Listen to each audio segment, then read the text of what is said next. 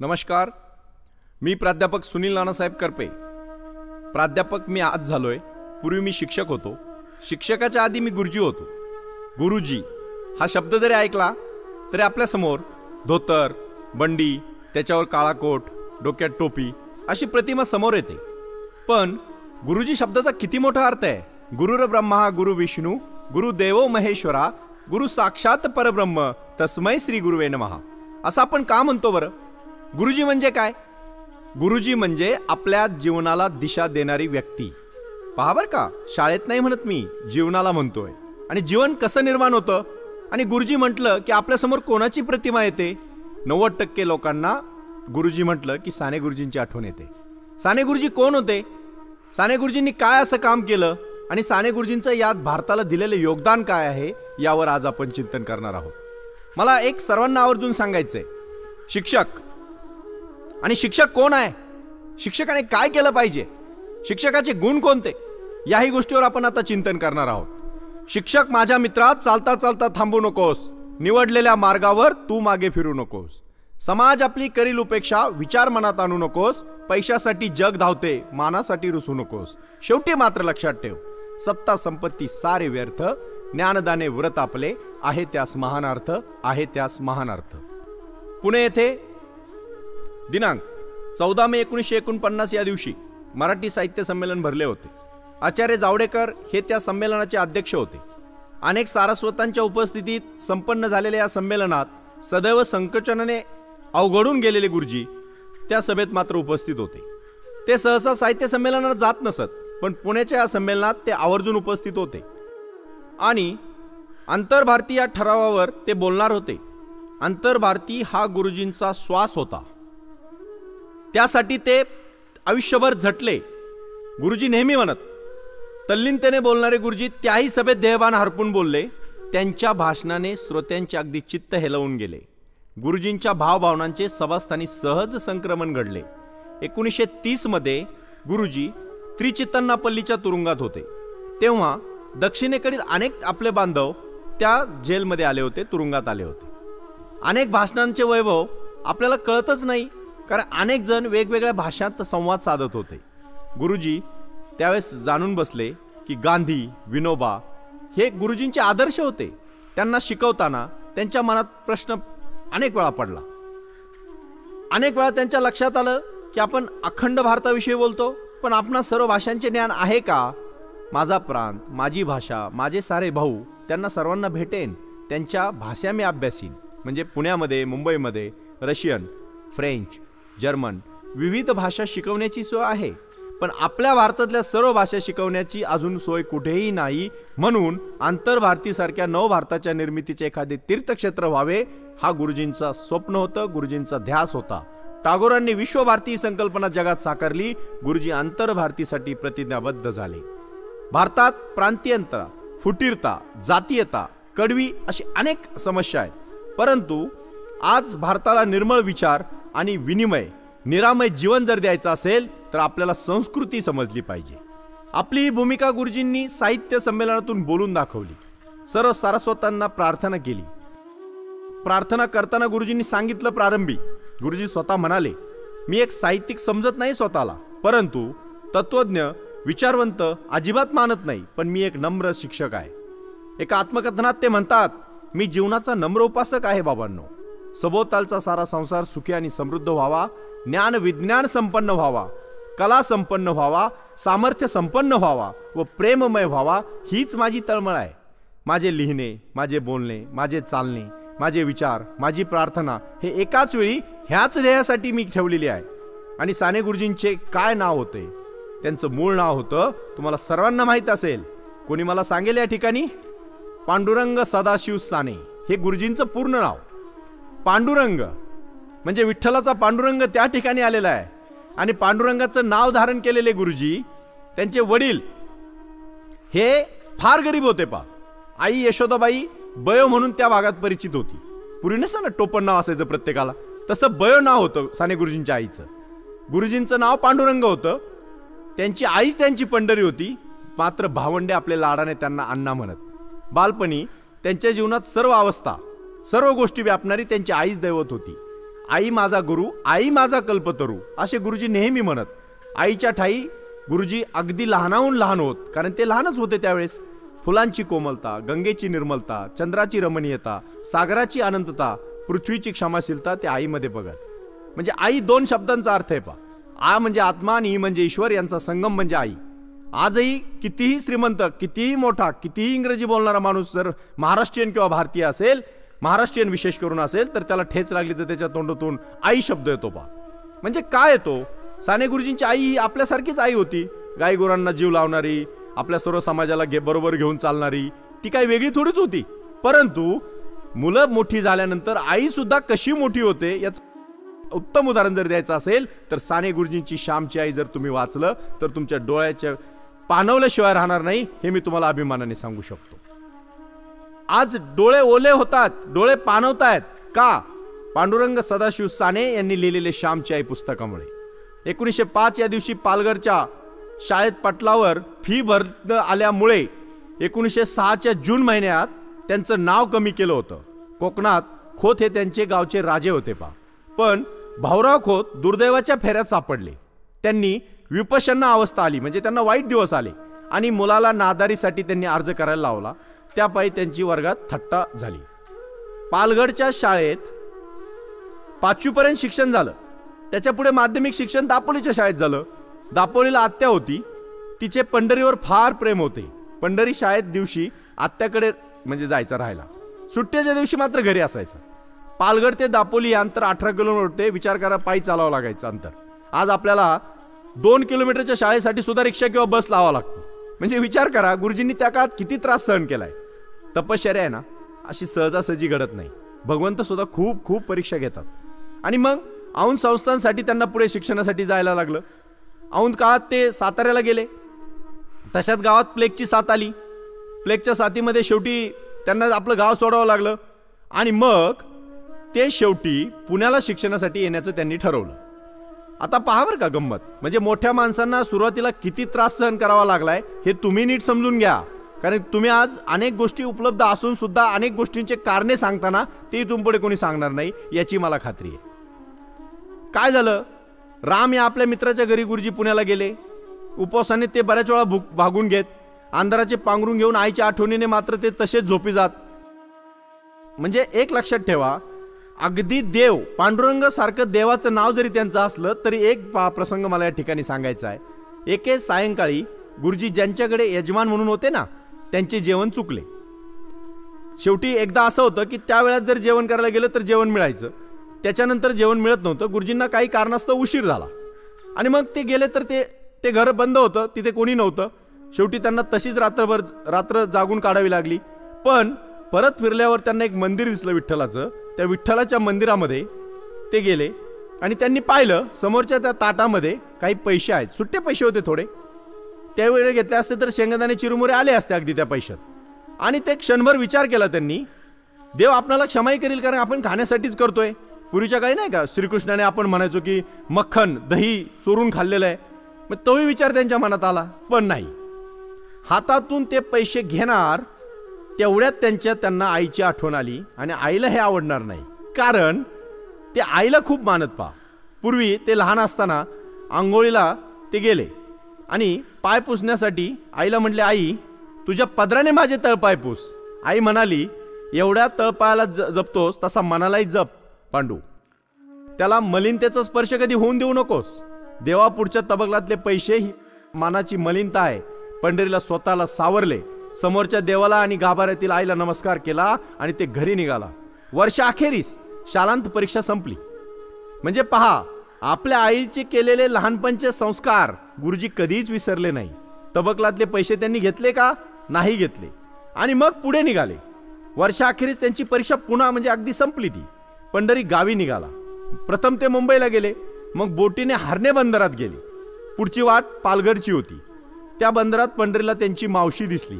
मावशीचा चेहरा सुकला होता, डोळे सुजले होते. मावशीने पंढरीला पदराखाली घेतले आणि आईचे छत्र हरपले असं सांगितलं. मावशी बोलत होती, सावकाराचे कर्ज वाढले, घरादाराचा लिलाव झाला, बयेनं अंथरून धरले. त्या स्थितीत तिने जग सोडले. तुझी आठवण ती काढत होती. परीक्षा होईपर्यंत तुला सांगू नको असं ती म्हणाली होती. आता आलास पण बय जगात नाही. पंढरी दुःखाने हतबद्ध झाला. तो उदासवाना झाला. दिशा ओस झाल्या. तो पालगडला गेला. तिथे आई जिथे त्याला दिसे तेथे तेथे तो नतमस्तक होई.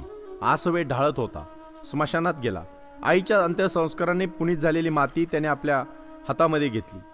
तशीच तो वेड्यासारखी त्याच जागी खिळून राहिला. एवढ्यात अवघ्या आसमंतातून वाट काढीत त्याला दोनच शब्द आठवले, आई, आई आणि आई.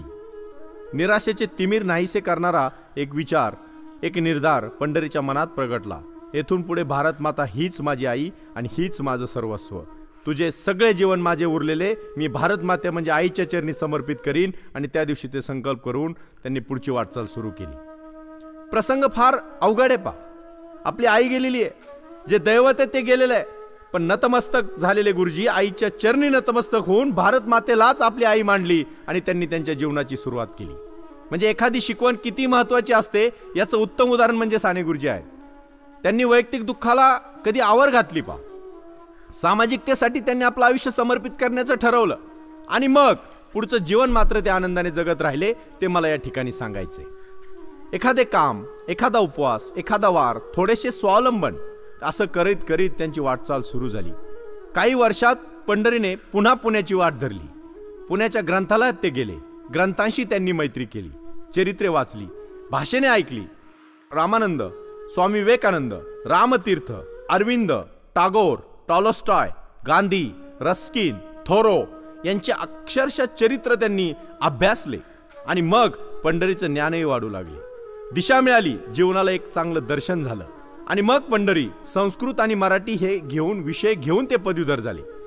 पूर्वाश्रमीचा न्यू पुणा कॉलेजचा विद्यार्थी मुंबई विद्यापीठाचाही पदवीधर झाला. MA साठी तत्वज्ञान हा विषय त्यांनी निवडला, फिलॉसॉफी. MA चे ते विद्यार्थी पुण्यात होते आणि त्याच दरम्यान अमळनेर तत्वचिंतन मंदिरात ते विख्यात असं ज्ञानपीठ होतं. तेथे पंढरी सॉक्रेटिस, प्लोटो, कांट आणि हेगले वाचू लागले. शंकर, मध्व, रामानुज यांचाही गुरुजींनी अभ्यास केला. आणि मग मात्र त्यांनी ठरवलं की जीवनात काय करायचं. पहा बरं का, काही शिक्षक हे फक्त मुलांचे शिक्षक असतात. काही शिक्षक हे फक्त वर्गातले शिक्षक असतात. पण काही शिक्षक मात्र समाजाचे शिक्षक असतात. आणि समाजाचे शिक्षक वाचनाशिवाय घडू शकत नाही. म्हणून मराठीत एक म्हण आहे, वाचाल तर वाचाल, वाचलं तरच वाचाल, अन्यथा वाचणार नाही. आणि मग त्यांनी ग्रंथ नुसते एकामागून एक ग्रंथ केले. पण त्याच दरम्यान MA ची परीक्षा द्यायची मात्र राहून गेली. गुरुजींना ना डिग्रीचा ध्यास नव्हता बा. त्यांना ज्ञानाचा ध्यास होता. म्हणजे आत्ताचा विद्यार्थी परीक्षार्थी आहे का अभ्यासार्थी आहे हे आपलं आपण ठरवा. सरळ मार्गी साने सर अवखळ पोरांच्या जगात कसे टिकणार त्यांनी, कारण की नंतर ठरवलं की आता नाही, आता खानदेश एज्युकेशन सोसायटीमध्ये जाऊन शिक्षणाचं कार्य करायचं, शिक्षकाची नोकरी स्वीकारायची. सर्वांना प्रश्न पडला, गुरुजी साधे भोळे, मुलं कसे सांभाळून घेतील. पण एक लक्षात ठेवा, त्यांनी छात्रालयाचे सारथ्य पहिलं केलं. नानाविध उपक्रम हाती घेतले. मुलांसाठी छात्रालय दैनिक सुरू केलं. श्रवण, मनन, चिंतन गुरुजींचा ध्यास होता. आणि मग त्यांनी केलेलं ते प्रतिपादन ही गुरुजींच्या आलेलं फळ होतं. विचारांना आलेलं फळ कधी वाया जात नाही. सामान्यांनी पुढे जावे, मुलांनी मागे यावे, अशा अनेक गोष्टी सुरू झाल्या. गुरुजी अतिशय सरळ पुढे चालायचे. गुरुजींच्या मागे त्यांचे विद्यार्थी चालायचे. कालांतराने दैनिक छात्रालयाचे विस्तारित म्हणजे आवृत्ती निर्माण झाली आणि ते विद्यार्थी नावाचं मासिक सुरू झालं. वर्गातील विवेचन, नियतकालिक, लेखन असे गुरुजी अनेक उपक्रम राबवित.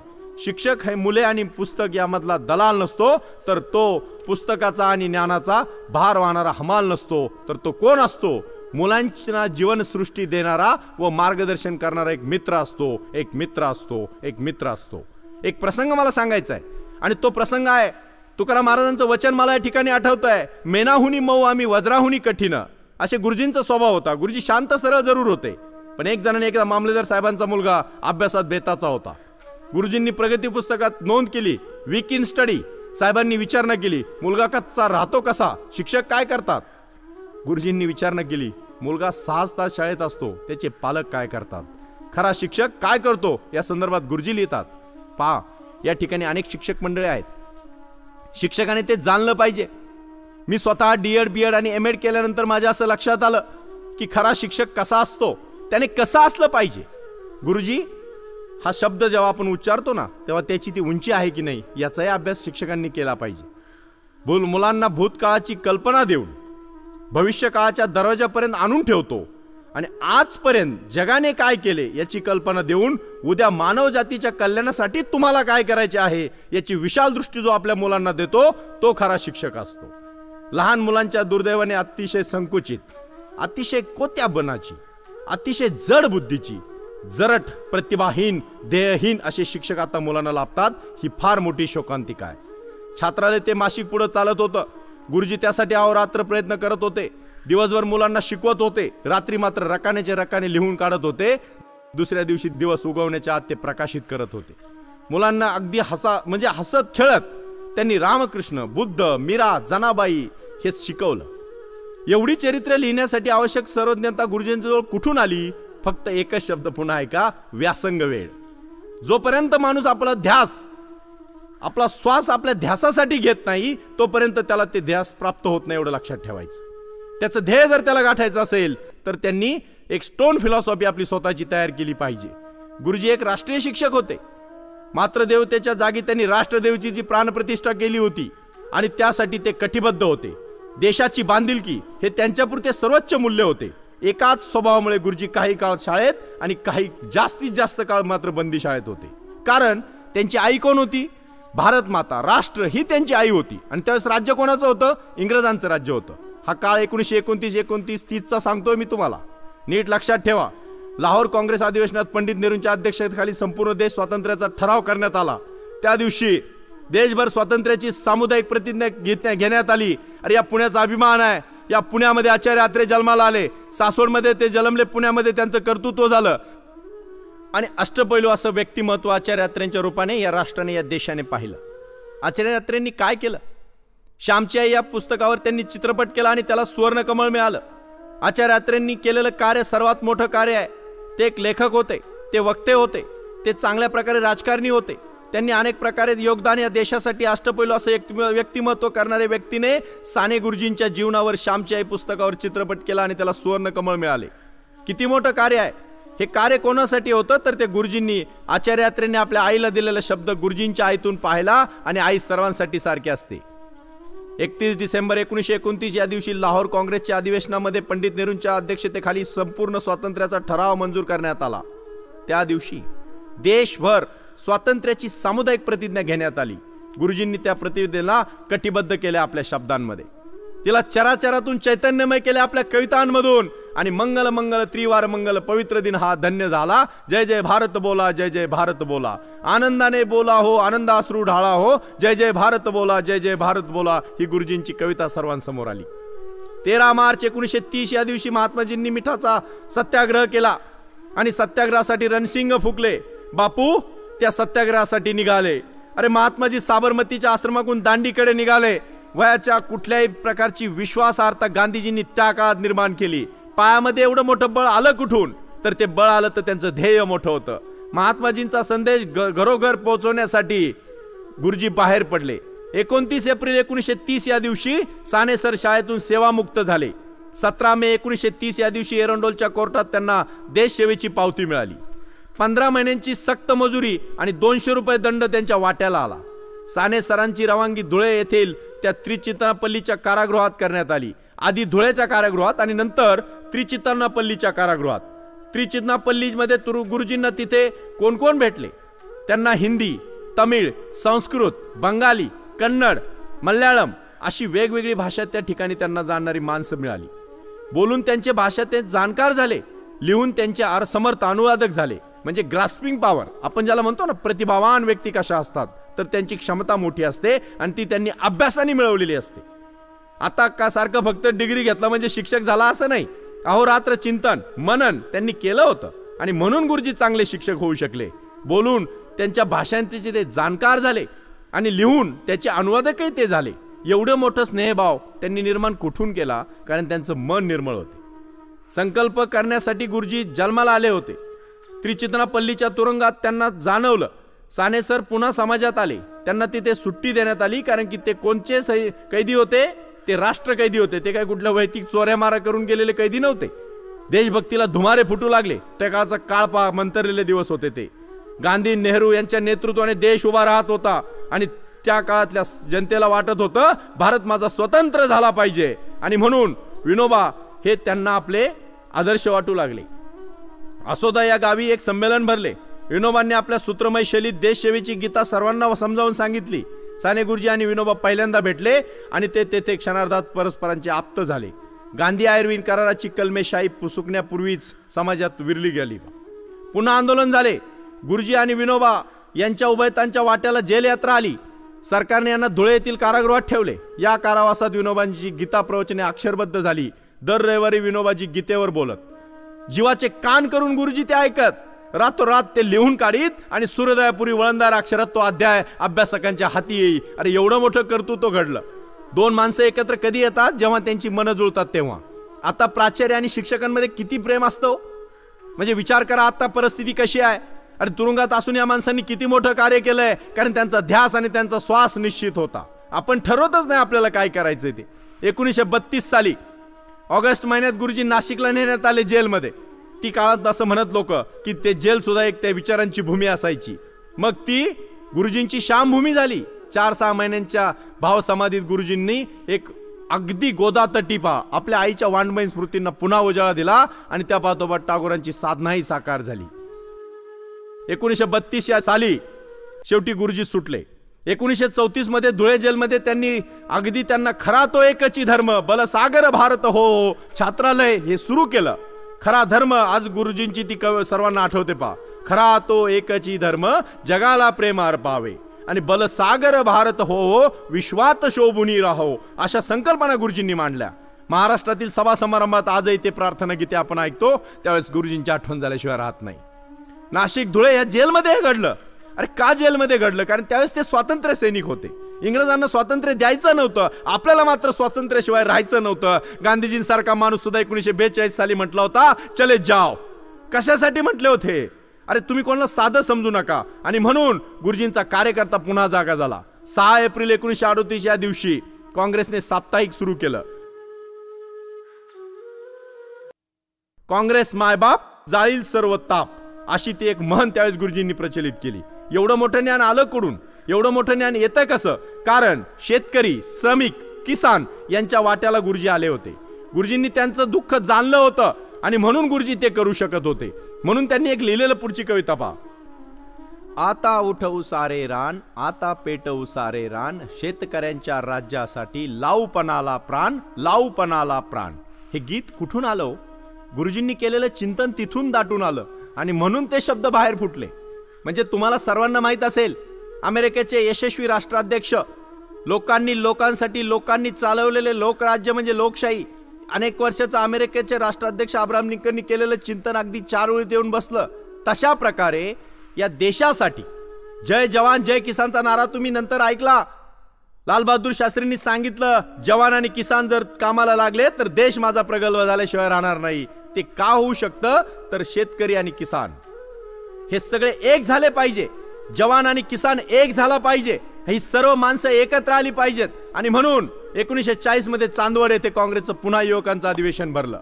गुरुजी त्यावेळेस पाठीमागे उभे राहिले सर्वांच्या आणि त्यावेळेस करील मनोरंजन जो मुलांचे जडेल नाते प्रभूशी तयांचे असं गुरुजींनी सांगितलं. 9 ऑगस्टला भारताचा अंतिम स्वातंत्र्याचा ठराव अगदी शासनाला दिला. 10 ऑगस्टला तुरुंगाबाहेर आलेले गुरुजी पुन्हा चळवळीत सहभागी झाले. ते तुरुंगातून आत आणि बाहेर का करत होते? तर राष्ट्रभक्तीसाठी करत होते. गुरुजी 8 महिने भूमिगत झाले. रात्र अपरात्री वनवन फिरत कार्यकर्त्यांच्या घरी जात ते भूमिगत झाले.